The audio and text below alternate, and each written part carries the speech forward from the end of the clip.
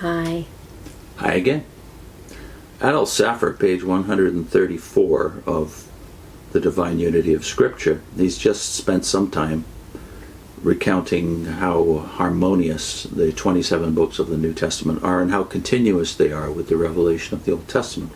And now he goes into the fact that in church history, the impact of the New Testament and Old has been somewhat nullified or neutralized by the fact that the Bible fell into neglect. And we went into what we used to call anyway the Dark Ages, now usually referred to as the Middle Ages. What happened? Saphir says, let me briefly point out to you a very important element, namely that all these books are one book, that is the 27 books of the New Testament. There is no discordance between the Gospels and the Epistles. There is a most shallow view constantly propounded nowadays, this is 1889, when people say that they would rather listen to what Christ says in the Gospels than to what is written in the Epistles of the Apostles. And that's very much alive now. People trying to drive a wedge between Christ and the Apostles. The Holy Ghost alone could bring to the remembrance of the Apostles the things that Christ has spoken. And the reason why Christ did not tell the Apostles all that is in the Epistles was not because he was not able to do so, but because they were not able to bear it. But besides, Christ told them everything in germ, although in Jerusalem and afterwards all was more fully revealed. Everything that the apostles taught was contained in the teaching of our blessed Savior, nor did the apostle Peter in any way contradict the apostle Paul, nor was there any difference of view of the truth. Only different aspects of the truth brought out in accordance with the different graces and gifts bestowed upon the apostles. But all their writings are harmonious, and he who does not receive the words of the apostles rejects Jesus himself, even as he who rejects Jesus rejects the Father. He that heareth you heareth me, not heareth as it were me, but Christ himself speaks in the apostolic word. And so we find that the apostles knew when they wrote that their writings had a distinct authority. I beseech you that this epistle be read of all saints, says the apostle, that's Paul. These things are written that your joy may be full. The Apocalypse itself, we may say, is the very word of the Father given to Jesus Christ. And the Apostle Peter speaks of the epistles of Paul as collected already and as on an equality with the other scriptures, that's in 2 Peter. Liable to be misunderstood by those who do not seek in humility and earnestness of heart. Yes, in 2 Peter already the collected writings of Paul are referred to and as having some divine authority. But at first, although these individual churches greatly valued the epistles that were sent to them, and although the greatest part of the New Testament, namely the 4 Gospels and the Acts, all the epistles of the Apostle Paul, with the exception of the epistle to the Hebrews, the first epistle to Peter and the first epistle of John, and the book of the Apocalypse, was acknowledged from the beginning by all the churches. There were other epistles which were known and acknowledged in the congregation to which they were originally sent. It took some time before the other churches were fully convinced of their apostolic authority and added them to the canon. Yet this question has been most satisfactorily cleared up. The Western churches looked upon the Apostle Paul as their apostle, divided all the books in the New Testament which they possessed into what they called Gospel and Epistle. That means the 4 Gospels and the Acts and the writings of the Apostle Paul and the Apocalypse and the first epistle of John. In the East, there was no doubt as to the epistle to the Hebrews being apostolic and also written by the Apostle Paul. The second and the third epistles of John, being addressed to individuals, took some time, as was natural, before they were recognized as of general church authority. Still, nearly all the books in the New Testament are referred to in the year 150 by authorized and well-known teachers of the church, and during all the previous period, the reading of the Old Testament was constantly maintained in the meetings of the Christians.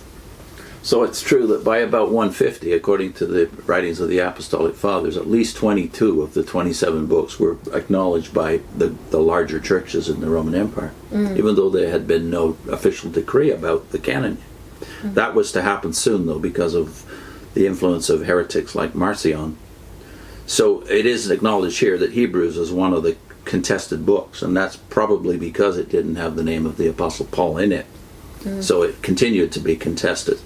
But anyway, the great majority of the New Testament was already agreed upon by 150 AD.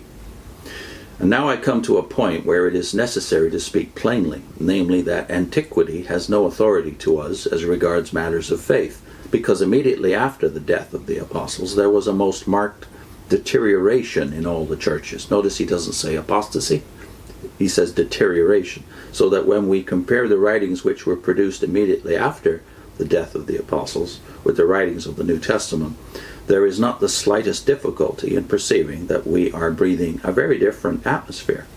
There is no longer the fullness of apostolic testimony and the light of God, but human error and weakness, and I might say even childishness, mixed up with the leading truths of salvation, so that those who are called the Apostolic Fathers are of no authority to us. Now, that might be true of Saphir and Presbyterians, but I don't think it's true of most of us who are clinging to the Anglican position on the Fathers. The Fathers are of benefit, but they're not authoritative, so I would agree with them there.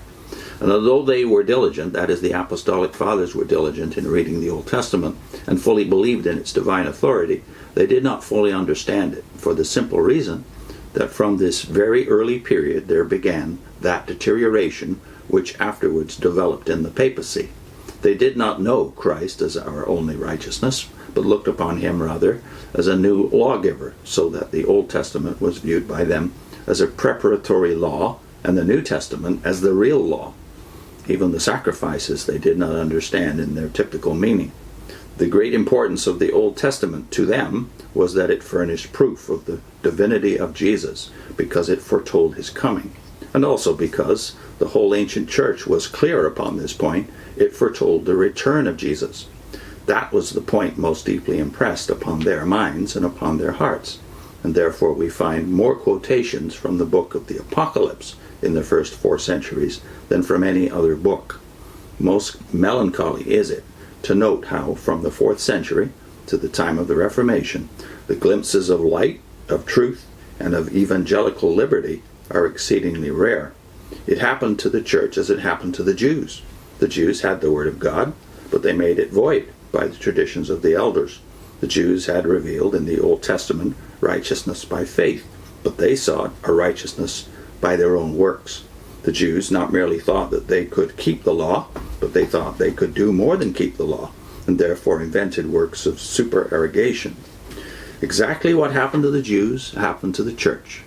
It having again tradition, it having righteousness by works, and therefore, instead of the clearness and sweetness of the gospel, the spirit of bondage again to fear. Not only so, but in exact opposition to the Word of God, Christ was obscured. Instead of Christ bearing the love of God to the chief of sinners, there was now mediators required between the sinner and that awful and terrible judge, Jesus Christ. Christ was no longer seen as the prophet, because the scripture was made of none effect, and the authority of the church was set up instead.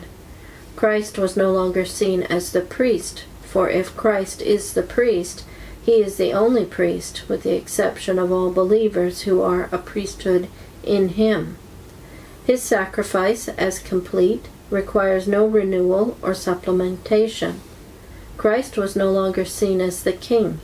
He alone has authority, being the head of the body, from whom all life flows directly into the members, and who shall come again in glory.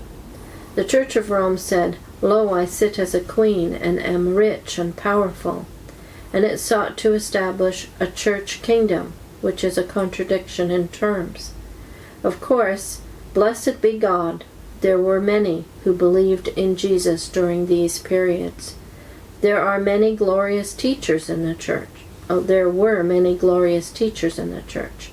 There were many who, although they taught error, were also firmly based upon the foundation which is Christ. There were many who protested against the errors of Rome, and who had to suffer martyrdom on account of their faithfulness. But as a whole, it was a period of darkness. Why are people so astonished about the history of the Old Testament with its long centuries of darkness and of apostasy, when so many centuries of the Church of Christ form an exact parallel? So clearly Saphir has a very Protestant view of the Middle Ages, which he calls the Dark Ages here. But always a remnant remaining. So what I find stands out now to me when I reread this after 30 years is, no, he still views it as the church. The church was still the church. And we've come to believe that too. The church is the church, just as Israel was still God's people all the way through their Dark Ages. Yeah. And that's a big difference when you think of church history that way, isn't it? We want to put a link into 2 videos we did on F.F. Bruce's take on the canon, how the canon of the New Testament came together. So I'll put those on your screen. See you next time.